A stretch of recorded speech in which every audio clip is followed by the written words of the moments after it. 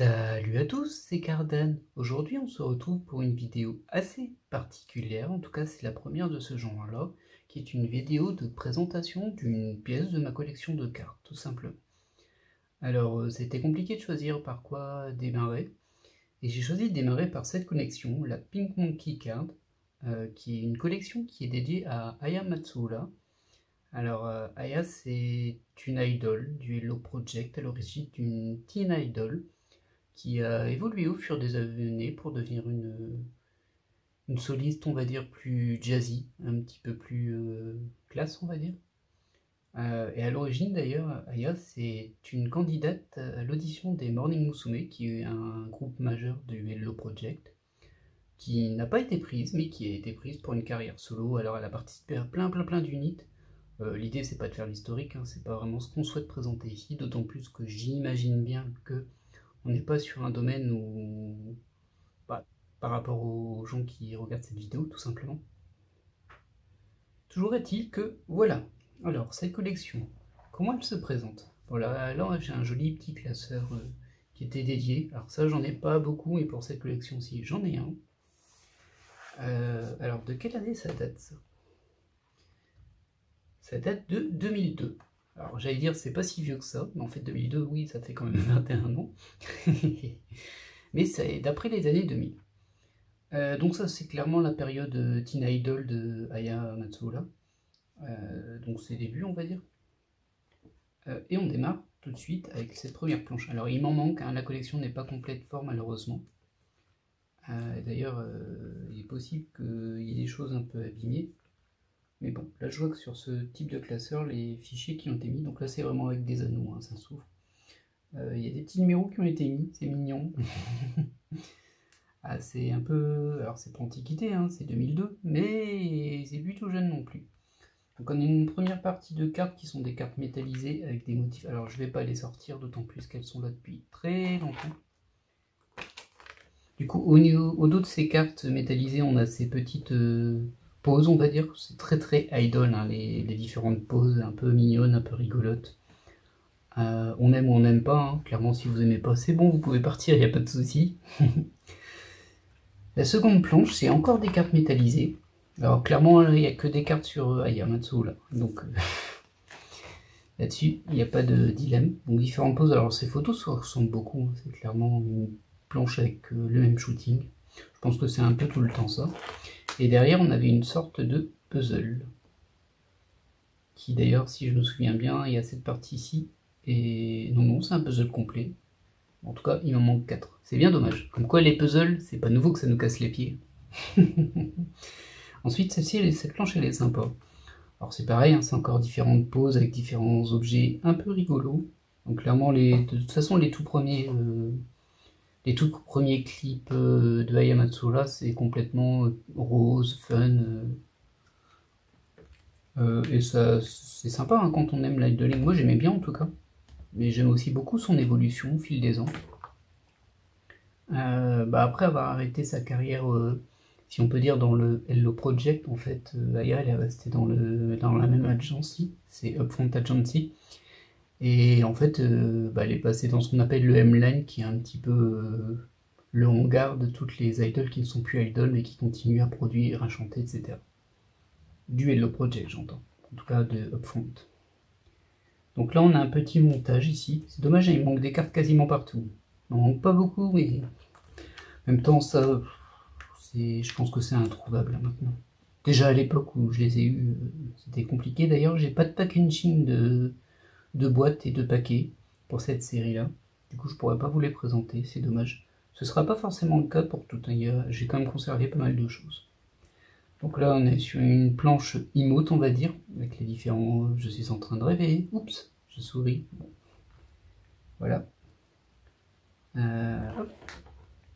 Derrière, pareil, on a un peu des postures.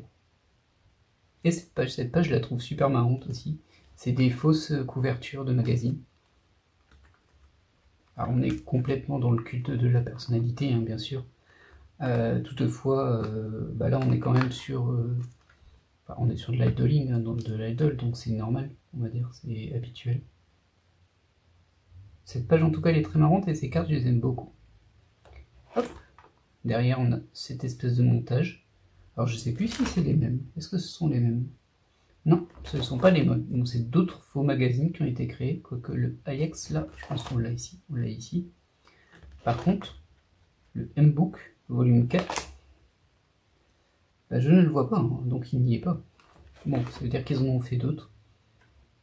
Voilà. Alors, ces magazines n'existent pas. Hein. C'est que du faux magazine.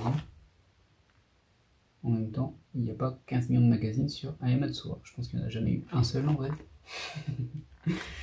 Là, on a un petit montage de cartes aussi sympa.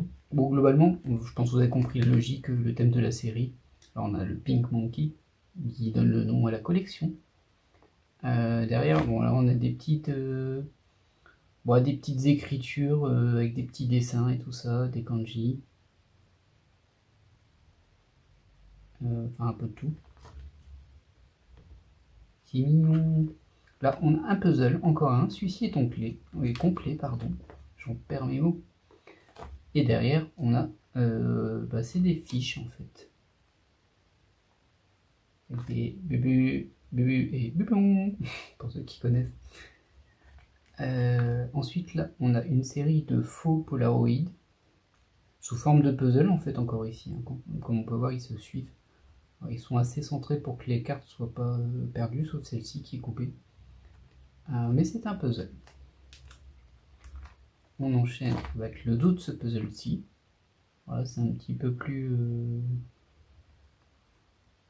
C'est compliqué à décoder cette image. Hein. On voit que c'est... En fait, c'est des faux timbres à l'image de Aya Matsuura. Mais comme ils sont empilés, c'est pas très lisible pour le coup. Hop, bon, une petite série en tenue d'écolière. On passera sur l'élément, hein, c'est classique. Ensuite,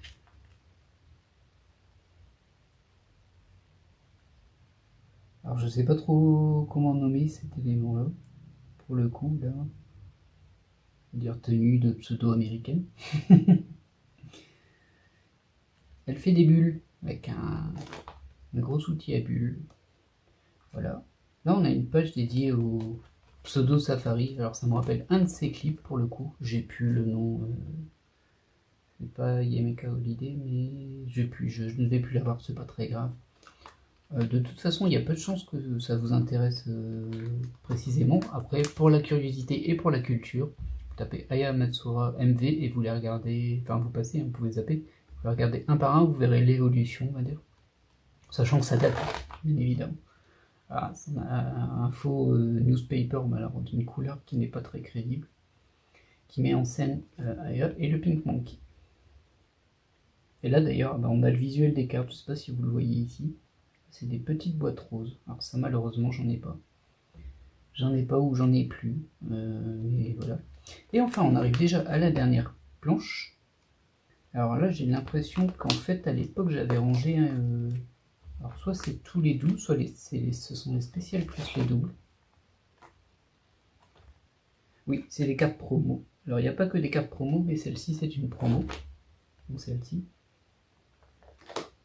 Et là, on est sur les 107. Ça aussi, c'est une promo. Bon, celle-ci, c'est aussi la même promo. Hein. Alors, pour info, les promos dans ce type de boîte à l'époque, alors ça dépendait malgré tout un peu. Des fois, c'était séparé, mais assez souvent, en fait, la box était fermée. Donc, comme on connaît actuellement. Et la promo était à l'intérieur de la box. Ce qui fait que souvent, quand on achetait en ligne, on se retrouvait avec des box qui étaient légèrement ouvertes et puis il n'y avait plus de promo dedans. Alors sur d'autres séries, il y avait autre chose que des cartes, il y avait genre des badges, c'était assez courant. Il y avait des mini binders, alors ça je vous montrerai sur une autre collection, mais c'est vraiment une espèce de classeur, mais tout petit, dans lequel on peut mettre, je sais pas, 8 cartes. Et ça te permet de te balader avec tes cartes préférées. Et voilà, alors là on voit que celles-ci, elles sont quand même assez belles, elles sont argentées et pailletées avec des étoiles. Alors, je sais pas si ça donne à la caméra parce que du coup j'ai dû monter très haut le bras télescopique, je pense qu'il peut pas aller plus haut. C'est mon seul moyen pour qu'on voit un petit peu des choses un peu grandes. Du coup j'espère que ça rend quand même, plutôt bien. Voilà, et du coup le Pink Monkey à la fin qui nous dit au revoir. Alors, j'espère que cette présentation vous aura plu, ou vous aura au moins un minimum diverti et fait découvrir quelque chose que je pense on ne trouve pas de nos jours sur Internet. Faudrait que je fasse des recherches pour voir s'il y a des collectionneurs de ce type de cartes. Et puis, dans tous les cas, je vous dis à tout bientôt pour des ouvertures de cartes. Rassurez-vous, il n'y aura pas que ça. On repart sur le train habituel. Mais c'est un petit plaisir aussi pour moi de vous partager des pièces qui sont rares ou pas rares, donc en tout cas qui ont, comment dire, une importance dans ma jeunesse, dans ma vie. Et puis c'est toujours être confronté à une culture qu'on n'a pas forcément connue. Ça peut être sympa, juste par curiosité. Allez, je vous souhaite une agréable journée, je vous dis à très bientôt. Bye!